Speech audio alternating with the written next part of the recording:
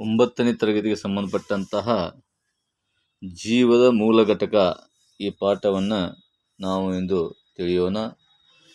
ಜೀವಕೋಶದ ಆವಿಷ್ಕಾರವನ್ನು ಪ್ರಪ್ರಥಮ ಬಾರಿಗೆ ರಾಬರ್ಟ್ ಹುಕ್ ಅಂತಕ್ಕಂಥ ವಿಜ್ಞಾನಿ ಆವಿಷ್ಕಾರ ಮಾಡ್ತಾನೆ.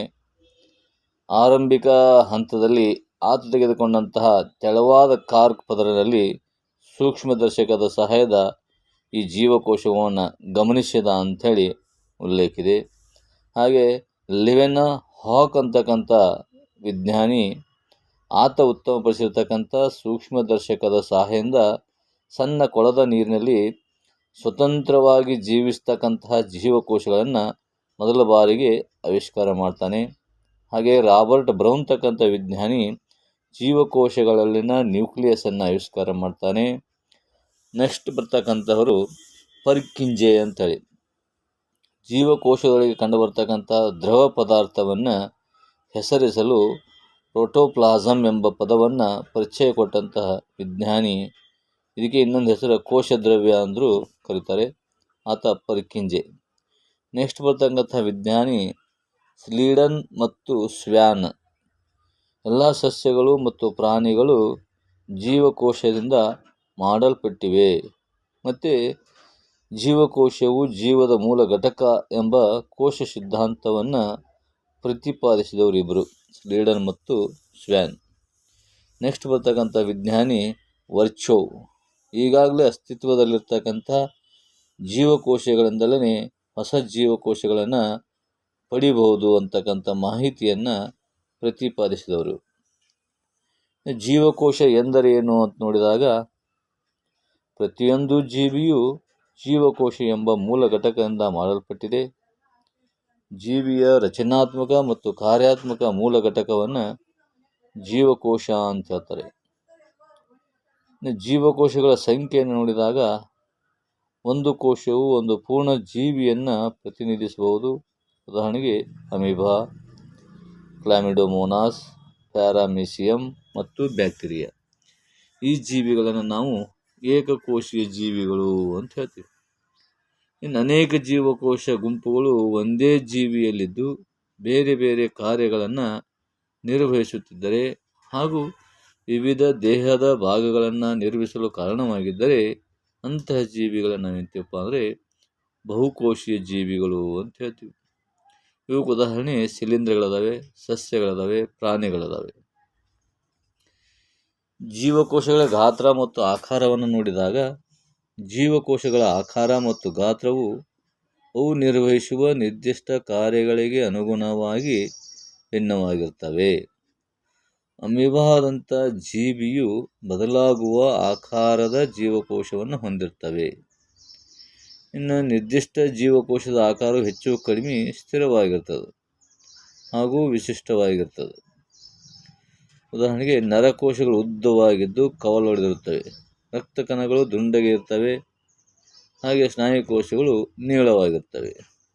ಇಲ್ಲಿರ್ತಕ್ಕಂತಹ 3 ಜೀವಕೋಶಗಳು ನೋಡ್ರಿ, ಒಂದು ನರಕೋಶ, ಒಂದು ಸೆಲ್ಲು, ಒಂದು ಸ್ನಾಯು.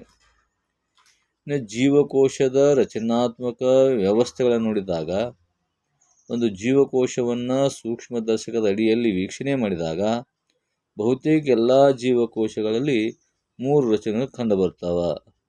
ಒಂದು ಕೋಶ ಪೊರೆಯಾಗಿರ್ಬೋದು, 2 ಕೋಶ ಕೇಂದ್ರ ಆಗಿರ್ಬೋದು, 3 ಕೋಶ ದ್ರವ್ಯ ಆಗಿರ್ಬೋದು. ಕೋಶ ಪೊರೆಗೆ ಸಂಬಂಧಪಟ್ಟ ಹಾಗೆ ಇದು ಜೀವಕೋಶದ ಒಳಗಿನ ಭಾಗಗಳನ್ನು ಹೊರಗಿನ ಪರಿಸರದಿಂದ ಬೇರ್ಪಡಿಸುವ ಅತ್ಯಂತ ಸೂಕ್ಷ್ಮವಾದ ಒಂದು ಹೊದಿಕೆಯಾಗಿದೆ ಅಂತ ಹೇಳ್ತೇವೆ ನಾವು. ಕೋಶ ಪೊರೆಯು ಜೀವಕೋಶದ ಒಳಗೆ ಹೋಗುವ ಮತ್ತು ಹೊರಬರುವ ಕೆಲವು ವಸ್ತುಗಳ ಚಲನೆಯನ್ನು ಕೂಡ ನಿಯಂತ್ರಿಸುತ್ತದೆ. ಕೆಲವು ವಸ್ತುಗಳ ಚಲನೆಯನ್ನು ಕೂಡ ತಡೆಗಟ್ಟುತ್ತದೆ. ಆದ್ದರಿಂದ ಕೋಶ ಪೊರೆಯನ್ನು ನಾವು ಅರೆವ್ಯಾಪ್ಯ ಪೊರೆ ಎಂದು ಕರೆಯುತ್ತೇವೆ. ಇಲ್ಲಿ 2 ಕ್ರಿಯೆಗಳು ಬರ್ತವೆ, ಒಂದು ವಿಸರಣಾ ಕ್ರಿಯೆ, ಇನ್ನೊಂದು ಅಭಿಸರಣಾ ಕ್ರಿಯೆ ಅಂತೇಳಿ. ಇನ್ನು ವಿಸರಣಾ ಕ್ರಿಯೆಗೆ ಸಂಬಂಧಪಟ್ಟ ಹಾಗೆ ವಸ್ತುಗಳು ಅಧಿಕ ಸಾರತೆಯ ಪ್ರದೇಶದಿಂದ ಕಡಿಮೆ ಸಾರತೆಯ ಪ್ರದೇಶಕ್ಕೆ ಸಹಜವಾಗಿ ಚಲಿಸುವುದನ್ನು ನಾವೇಂತೀವಿ ವಿಸರಣೆ ಕ್ರಿಯೆ ಅಂತ ಹೇಳ್ತೀವಿ. ಜೀವಕೋಶದಲ್ಲಿ ಕಾರ್ಬನ್ ಡೈಆಕ್ಸೈಡ್ ಅಥವಾ ಆಕ್ಸಿಜನ್ ಅಂತಹ ಕೆಲವು ವಸ್ತುಗಳು ಏನಾಗ್ತವೆ ಕೋಶ ಪೊರೆಯ ಮೂಲಕ ವಿಸರಣ ಕ್ರಿಯೆಯಿಂದ ಜರುಗುತ್ತವೆ. ಅದೇ ಕಾರ್ಬನ್ ಡೈಆಕ್ಸೈಡ್ ಕೋಶದ ಹೊರಹಾಕಬೇಕಾದ ಕೋಶ ತ್ಯಾಜ್ಯ ಅಂತ ಹೇಳ್ತಾರೆ. ಕಾರ್ಬನ್ ಡೈಆಕ್ಸೈಡ್ಗೆ ಕೋಶದಿಂದ ಹೊರಹಾಕಬೇಕಾದ ಕೋಶ ತ್ಯಾಜ್ಯ ಅಂತ. ಇಂತಹ ಒಂದು ವಸ್ತುಗಳು ಅಧಿಕ ಸಾರತೆಯಿಂದ ಜೀವಕೋಶದ ಒಳಗೆ ಸಂಗ್ರಹ ಆಗ್ತವೆ. ಇದಕ್ಕೆ ಹೋಲಿಸಿದರೆ ಜೀವಕೋಶದ ಹೊರಗಿನ ಪರಿಸರದಲ್ಲಿ ಕಾರ್ಬನ್ ಡೈಆಕ್ಸೈಡ್ ಸಾರತೆ ಕಡಿಮೆ ಇರ್ತದೆ. ಜೀವಕೋಶದ ಒಳಗೆ ಮತ್ತು ಹೊರಗೆ ಕಾರ್ಬನ್ ಡೈಆಕ್ಸೈಡ್ ವಾತಾವರಣದ ವ್ಯತ್ಯಾಸ ಕಂಡುಬರುವುದೇ ಕಾರ್ಬನ್ ಡೈಆಕ್ಸೈಡ್ ಏನಾಗುತ್ತೆ, ಅಧಿಕ ಸಾರತೆಯ ಪ್ರದೇಶದಿಂದ ಕಡಿಮೆ ಸಾರತೆ ಪ್ರದೇಶಕ್ಕೆ ವಿಸರಣೆ ಪ್ರಕ್ರಿಯೆಯಿಂದ ಜೀವಕೋಶದ ಒಳಗಿನಿಂದ ಹೊರಗೆ ಚಲಿಸುತ್ತದೆ. ಜೊತೆಗೆ ಜೀವಕೋಶದೊಳಗೆ ಆಕ್ಸಿಜನ್ ಸಾರತೆ ಕಡಿಮೆ ಇದ್ದಂತೆ ವಿಸರಣೆ ಪ್ರಕ್ರಿಯೆಯಿಂದ ಆಕ್ಸಿಜನ್ ಏನಾಗ್ತದೆ, ಜೀವಕೋಶದೊಳಗೆ ಪ್ರವೇಶವಾಗುತ್ತದೆ. ಇನ್ನು ವಿಸರಣೆಯ ಕ್ರಿಯೆಯು ಜೀವಕೋಶಗಳ ನಡುವೆ ಮತ್ತು ಜೀವಕೋಶ ಹಾಗೂ ಅದರ ಹೊರಗಿನ ಪರಿಸರದ ನಡುವೆ ನಡೆಯುವ ಅನಿಲಗಳ ವಿನಿಮಯದಲ್ಲಿ ಪ್ರಮುಖ ಪಾತ್ರವನ್ನು ವಹಿಸ್ತದೆ.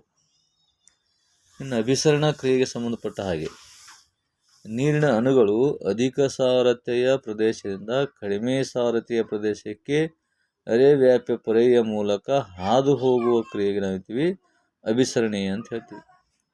ನೀರಿನಲ್ಲಿ ಕರಗಿರುವ ವಸ್ತುಗಳ ಪ್ರಮಾಣವು ಕೋಶ ಪೊರೆಯ ಮೂಲಕ ಚಲಿಸುವ ನೀರಿನ ಮೇಲೆ ಪ್ರಭಾವ ಬೀರ್ತವೆ. ಸಿಹಿನಲ್ಲಿ ವಾಸಿಸ್ತಕ್ಕಂಥ ಏಕಕೋಶ ಜೀವಿಗಳಾಗಿರ್ಬೋದು ಮತ್ತು ಬಹುತೇಕ ಸಸ್ಯಗಳಾಗಿರ್ಬೋದು ಅಭಿಸರಣೆ ಕ್ರಿಯೆಯಿಂದ ನೀರನ್ನು ಪಡೆದುಕೊಳ್ಳುತ್ತವೆ. ಸಸ್ಯಗಳು ಬೇರಿನಿಂದ ನೀರನ್ನು ಹೀರಿಕೊಳ್ಳುವ ಕ್ರಿಯೆ ಕೂಡ ಅಭಿಸರಣ ಕ್ರಿಯೆ ಅಂತ ಹೇಳ್ಬೋದು. ಒಂದು ಪ್ರಾಣಿ ಅಥವಾ ಸಸ್ಯ ಜೀವಕೋಶವನ್ನು ದ್ರಾವಣದಲ್ಲಿ ಹಾಕಿದಾಗ ಉಂಟಾಗುವ ಬದಲಾವಣೆಯು ಕೂಡ ದ್ರಾವಣದ ಸಾರತೆಯನ್ನು ಅವಲಂಬಿಸಿರ್ತದೆ. ಇಲ್ಲಿ ಮೂರು ಅದಾವು. ಒಂದು ಅತಿ ಕಡಿಮೆ ಸಾರತೆಯ ದ್ರಾವಣ, ಇದಕ್ಕೆ ನಾವು ಹೈಪೋಟೋನಿಕ್ ಸೊಲ್ಯೂಷನ್ ಅಂತ ಹೇಳ್ತೀವಿ. ಇದರ ಹಾಕಿದಾಗ ಜೀವಕೋಶವನ್ನು ಆವರಿಸಿದ ಮಾಧ್ಯಮದ ನೀರಿನ ಸಾರತೆಯು ಜೀವಕೋಶದ ಒಳಗಿನ ನೀರಿನ ಸಾರತೆಗಿಂತ ಹೆಚ್ಚಾಗಿದ್ದಲ್ಲಿ ಏನಾಗುತ್ತೆ, ಇಂಥ ದ್ರಾವಣ ನಾವು ಅತಿ ಕಡಿಮೆ ಸಾರತೆ ದ್ರಾವಣ ಅಂತ ಹೇಳ್ತೀವಿ. ನೀರಿನ ಅಣುಗಳು ಕೋಶ ಪೊರೆಯ ಮೂಲಕ ಎರಡು ದಿಕ್ಕಿನಲ್ಲಿ ಸರಾಗವಾಗಿ ಚಲಿಸ್ತವೆ. ಆದರೆ ಜೀವಕೋಶದಿಂದ ಹೊರಗೆ ಹೋಗುವುದಕ್ಕಿಂತ ಹೆಚ್ಚಿನ ಪ್ರಮಾಣದಲ್ಲಿ ನೀರು ಜೀವಕೋಶದೊಳಗೆ ಚಲಿಸ್ತದೆ. ಹೀಗಾಗಿ ಒಟ್ಟಾರೆ ಇದರ ಪರಿಣಾಮವಾಗಿ ಏನಾಗ್ತದೆ, ನೀರು ಜೀವಕೋಶವನ್ನು ಪ್ರವೇಶ ಮಾಡ್ತದೆ. ಇದರಿಂದ ಜೀವಕೋಶವು ಉಬ್ಬುವ ಸಾಧ್ಯತೆ ಇದೆ. ಹಾಗೆ ಸಮಸಾರತೆಯ ದ್ರಾವಣ ನೋಡಿದಾಗ ಐಸೋಟೋನಿಕ್ ಸೊಲ್ಯೂಷನ್ ಅಂತೀವಿ. ಇಲ್ಲಿ ಜೀವಕೋಶವನ್ನು ಆವರಿಸಿದ ಮಾಧ್ಯಮದ ನೀರಿನ ಸಾರತೆಯು ನಿಖರವಾಗಿ ಜೀವಕೋಶದ ಒಳಗಿನ ನೀರಿನ ಸಾರತೆಯಷ್ಟೇ ಇದ್ದರೆ ಇಂಥ ದ್ರಾವಣ ಅಂತೀವಿ ಸಮಸಾರತೆಯ ದ್ರಾವಣ ಅಂತ ಹೇಳ್ತೀವಿ. ನೀರಿನ ಅಣುಗಳು ಏನು ಮಾಡ್ತವೆ, ಇಲ್ಲಿ ಕೋಶ ಪೊರೆ ಎರಡೂ ದಿಕ್ಕಿನಲ್ಲಿ ಸರಾಗವಾಗಿ ಚಲಿಸ್ತವೆ. ಆದರೆ ಜೀವಕೋಶದ ಒಳಗೆ ಬರುವ ನೀರಿನ ಪ್ರಮಾಣವು ಹೊರಗೆ ಹೋಗುವ ನೀರಿನ ಪ್ರಮಾಣದಷ್ಟೇ ಇರ್ತದೆ. ಆದ್ದರಿಂದ ಒಟ್ಟಾರೆಯಾಗಿ ನೀರಿನ ಚಲನೆ ಇರುವುದಿಲ್ಲ. ಜೀವಕೋಶವು ಮೂಲ ಗಾತ್ರದಲ್ಲೇ ಇರ್ತದೆ. ಇನ್ನು ಮೂರನೇದು ಅಧಿಕ ಸಾರತೆಯ ದ್ರಾವಣ ಅಂತ ಹೇಳ್ತೀವಿ. ಇದಕ್ಕೆ ಹೈಪರ್ಟೋನಿಕ್ ಸೊಲ್ಯೂಷನ್ ಅಂತಾರೆ. ಜೀವಕೋಶವನ್ನು ಆವರಿಸಿದ ಮಾಧ್ಯಮದ ನೀರಿನ ಸಾರತೆಯು ಜೀವಕೋಶದ ಒಳಗಿನ ನೀರಿನ ಸಾರತೆಗಿಂತ ಕಡಿಮೆಯಾಗಿದ್ದಲ್ಲಿ ಅಂತಹ ದ್ರಾವಣ ಅಂತೀವಿ ಅಧಿಕ ಸಾರತೆಯ ದ್ರಾವಣ ಅಂತ ಹೇಳ್ತೀವಿ. ಜೀವಕೋಶದ ಒಳಗೆ ಹೋಗುವುದಕ್ಕಿಂತ ಹೆಚ್ಚಿನ ಪ್ರಮಾಣದ ನೀರು ಜೀವಕೋಶದಿಂದ ಹೊರಗೆ ಚಲಿಸ್ತದೆ. ಆದ್ದರಿಂದ ಜೀವಕೋಶ ಏನಾಗುತ್ತೆ, ಇಲ್ಲಿ ಮುದುಡಿಕೊಳ್ಳುತ್ತದೆ. ಎಂಡೋಸೈಟೋಸಿಸ್ ಅಂತ ಬರುತ್ತೆ. ಕೋಶ ಪೊರೆಯ ನಮ್ಯವಾಗಿದ್ದು ಸಾವಯವ ಅಣುಗಳಾದ ಲಿಪಿಡ ಮತ್ತು ಪ್ರೋಟೀನ್ಗಳಿಂದ ಮಾಡಲ್ಪಟ್ಟಿರುತ್ತದೆ. ಕೋಶ ಪೊರೆಯು ನಮ್ಯತೆಯಿಂದಾಗಿ ಜೀವಕೋಶವು ತನ್ನ ಹೊರಗಿನ ಪರಿಸರದಿಂದ ಆಹಾರ ಮತ್ತು ಇತರೆ ವಸ್ತುಗಳನ್ನು ತನ್ನೊಳಗೆ ತೆಗೆದುಕೊಳ್ಳುವ ಪ್ರಕ್ರಿಯೆಗೆ ಏನಂತೀವಿ ಎಂಡೋಸೈಟೋಸಿಸ್ ಅಂತ ಹೇಳ್ತೀವಿ. ಅಮೀಬಾವು ಕೂಡ ಎಂಡೋಸೈಟೋಸಿಸ್ ವಿಧಾನದ ತನ್ನ ಆಹಾರವನ್ನು ಪಡೆದುಕೊಳ್ಳುತ್ತದೆ. ಇನ್ನು ಕೋಶ ಭಿತ್ತಿ, ಕೋಶ ಕೇಂದ್ರ, ಕೋಶ ದ್ರವ್ಯ ಅಂತ ಬರುತ್ತವೆ. ಈಗ ನಾವು ಪ್ರಮುಖವಾಗಿ ಕೋಶ ಭಿತ್ತಿ ನೋಡೋಣ. ಸಸ್ಯ ಜೀವಕೋಶಗಳು ಕೋಶ ಪೊರೆಯ ಜೊತೆಗೆ ಇರುವ ಗಡುಸಾದ ಹೊರಪದರವನ್ನು ಕೋಶ ಭಿತ್ತಿ ಅಂತ ಹೇಳ್ತೀವಿ. ಕೋಶ ಭಿತ್ತಿಯು ಕೋಶ ಪೊರೆಯ ಹೊರಭಾಗದಲ್ಲಿ ಇರ್ತದೆ. ಸಸ್ಯಗಳ ಕೋಶ ಭಿತ್ತಿ ಪ್ರಮುಖವಾಗಿ ಸೆಲ್ಯುಲೋಸ್ನಿಂದ ಮಾಡಲ್ಪಟ್ಟಿರುತ್ತದೆ. ಸಸ್ಯಕ್ಕೆ ಆಧಾರವನ್ನು ನೀಡುತ್ತವೆ ಮತ್ತು ದೃಢತೆಯನ್ನು ಕೊಡ್ತವೆ. ಒಂದು ಸಸ್ಯದ ಜೀವಂತ ಜೀವಕೋಶವು ಅಭಿಸರಣೆ ಕ್ರಿಯೆಯಿಂದಾಗಿ ನೀರಿನ ಅಂಶವನ್ನು ಕಳೆದುಕೊಂಡಾಗ ಅದರ ಘಟಕಗಳು ಸಂಕುಚಿಸಿ ಕೋಶ ಭಿತ್ತಿಯಿಂದ ದೂರ ಸರಿತವ. ಈ ವಿದ್ಯಮಾನವನ್ನು ನಾವು ಜೀವದ್ರವ್ಯ ಆಕುಂಚನ ಅಂತ ಹೇಳ್ತೀವಿ. ಇಂಗ್ಲೀಷ್ನಾಗ ಪ್ಲಾಸ್ಮೋಲೈಸಿಸ್ ಅಂತದಾರೆ. ಕೋಶ ಭಿತ್ತಿಯು ಅತಿ ಕಡಿಮೆ ಸಾರತೆ ಇರುವ ದ್ರವ ಮಾಧ್ಯಮದಲ್ಲಿ ಛಿದ್ರವಾಗದೆ ಉಳಿಯಬಲ್ಲದು. ಪ್ರಾಣಿ ಜೀವಕೋಶಗಳಿಗೆ ಹೋಲಿಸಿದಾಗ ಸಸ್ಯ ಜೀವಕೋಶಗಳೇನಾಗ್ತವೆ, ಕೋಶ ಭಿತ್ತಿಯಿಂದಾಗಿ ತನ್ನ ಸುತ್ತಲಿನ ಮಾಧ್ಯಮದಲ್ಲಿ ಉಂಟಾಗುವ ಅತಿ ಹೆಚ್ಚಿನ ಬದಲಾವಣೆಯನ್ನು ತಡೆದುಕೊಳ್ಳಬಹುದು. ಇನ್ನು ಕೋಶ ಕೇಂದ್ರಕ್ಕೆ ಸಂಬಂಧಪಟ್ಟ ಹಾಗೆ ನ್ಯೂಕ್ಲಿಯಸ್ ಅಂತೀವಿ. ಜೀವಕೋಶದ ಮಧ್ಯಭಾಗದಲ್ಲಿ ಕಂಡುಬರ್ತಕ್ಕಂತಹ ದಟ್ಟವಾದ ದೊಡ್ಡ ರಚನೆಯನ್ನು ನಾವು ಕೋಶದ ಕೇಂದ್ರ ಅಥವಾ ನ್ಯೂಕ್ಲಿಯಸ್ ಅಂತ ಹೇಳ್ತೀವಿ. ನ್ಯೂಕ್ಲಿಯಸ್ ಕೋಶ ಕೇಂದ್ರ ಪೊರೆ ಎಂಬ ಎರಡು ಪದರದ ಪೊರೆಯನ್ನು ಹೊಂದಿರ್ತದೆ. ನ್ಯೂಕ್ಲಿಯರ್ ಮೆಂಬ್ರೇನ್ ರಂಧ್ರಗಳನ್ನು ಹೊಂದಿದ್ದು ಇದರ ಮೂಲಕ ವಸ್ತುಗಳು ನ್ಯೂಕ್ಲಿಯಸ್ನ ಒಳಭಾಗದಿಂದ ಹೊರಭಾಗಕ್ಕೆ ಅಂದರೆ ಕೋಶ ದ್ರವ್ಯಕ್ಕೆ ವರ್ಗಾವಣೆಗೊಳ್ಳುತ್ತವೆ. ನ್ಯೂಕ್ಲಿಯಸ್ ಕ್ರೋಮೋಸೋಮ್ಗಳನ್ನು ಹೊಂದಿರ್ತದೆ.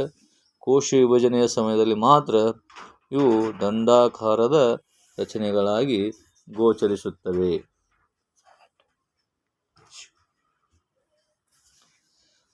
ಕ್ರೋಮೋಸೋಮ್ಗಳು ತಂದೆ ತಾಯಿಗಳಿಂದ ಮುಂದಿನ ಪೀಳಿಗೆ ವರ್ಗಾವಣೆಗೊಳ್ಳುವ ಅನುವಂಶೀಯ ಗುಣಗಳನ್ನು ನಾವು DNA ಅಂತ ಕರಿತೀವಿ. ಕ್ರೋಮೋಸೋಮ್ಗಳು DNA ಮತ್ತು ಪ್ರೋಟೀನ್ಗಳ ಸಂಯೋಜನೆಯಿಂದ ಉಂಟಾಗಿವೆ. ಜೀವಕೋಶದ ನಿರ್ಮಾಣ ಮತ್ತು ಸಂಘಟಿಸುವಿಕೆಗೆ ಬೇಕಾದ ಮಾಹಿತಿಯನ್ನು ಇವು ಹೊಂದಿರುತ್ತವೆ. ಒಂದು ಪ್ರೌಢ ಜೀವಕೋಶವು ವಿಭಜನೆ ಹೊಂದಿ ಎರಡು ಹೊಸ ಜೀವಕೋಶಗಳಾಗುವ ಪ್ರಕ್ರಿಯೆಯಲ್ಲಿ ಇವು ಪ್ರಧಾನ ಪಾತ್ರವನ್ನು ವಹಿಸ್ತವೆ.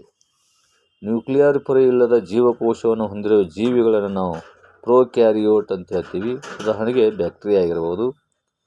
ನ್ಯೂಕ್ಲಿಯರ್ ಪೊರೆ ಇರುವ ಜೀವಕೋಶವನ್ನು ಹೊಂದಿರುವ ಜೀವಿಗಳಿಗೆ ಯೂಕ್ಯಾರಿಯೋಟಿಕ್ ಅಂತ ಹೇಳ್ತೀವಿ. ಉದಾಹರಣೆ ಸಸ್ಯ ಮತ್ತು ಪ್ರಾಣಿಗಳು. ಇಲ್ಲಿ ಎರಡು ರೀತಿ ನಾವು ವ್ಯತ್ಯಾಸಗಳನ್ನು ಕೂಡ ಕಾಣಬಹುದು. ಪ್ರೋಕ್ಯಾರಿಯೋಟಿಕ್ ಜೀವಕೋಶ, ಯೂಕ್ಯಾರಿಯೋಟಿಕ್ ಜೀವಕೋಶ. ಪ್ರೋಕ್ಯಾರಿಯೋಟಿಕ್ ಜೀವಕೋಶ ಗಾತ್ರ ಅತಿ ಚಿಕ್ಕದಿರುತ್ತೆ. ಯೂಕ್ಯಾರಿಯೋಟಿಕ್ ಜೀವಕೋಶ ಗಾತ್ರ ದೊಡ್ಡದಿರುತ್ತೆ. ನ್ಯೂಕ್ಲಿಯರ್ ಪೊರೆ ಇರುವುದಿಲ್ಲ ಪ್ರೋಕ್ಯಾರಿಯೋಟಿಕ್ ಜೀವಕೋಶಗಳಲ್ಲಿ. ನ್ಯೂಕ್ಲಿಯರ್ ಪೊರೆ ಯೂಕ್ಯಾರಿಯೋಟ್ಗಳಲ್ಲಿ ಇರ್ತದೆ. ಪ್ರೋಕ್ಯಾರಿಯೋಟಿಕ್ ಜೀವಕೋಶಕ್ಕೆ ಸಂಬಂಧಪಟ್ಟ ಹಾಗೆ ಒಂದೇ ಒಂದು ಕ್ರೋಮೋಸೋಮ್ ಹೊಂದಿರ್ತದೆ. ಯೂಕ್ಯಾರಿಯೋಟಿಕ್ ಜೀವಕೋಶಗಳಲ್ಲಿ ಒಂದಕ್ಕಿಂತ ಹೆಚ್ಚಿನ ಕ್ರೋಮೋಸೋಮ್ಗಳು ಇರ್ತವೆ. ಪೊರೆ ಸಹಿತ ಕಣದಾಂಗಗಳು ಕಂಡುಬರ್ತವೆ. ಇಲ್ಲಿ ಕಂಡುಬರೋದಿಲ್ಲ ಪ್ರೋಕ್ಯಾರಿಯೋಟಿಕ್ ಜೀವಕೋಶಗಳಲ್ಲಿ. ಪೊರೆ ಸಹಿತ ಕಣದಾಂಗಗಳು ಯೂಕ್ಯಾರಿಯೋಟಿಕ್ ಜೀವಕೋಶಗಳಲ್ಲಿ ಕಂಡುಬರ್ತವೆ.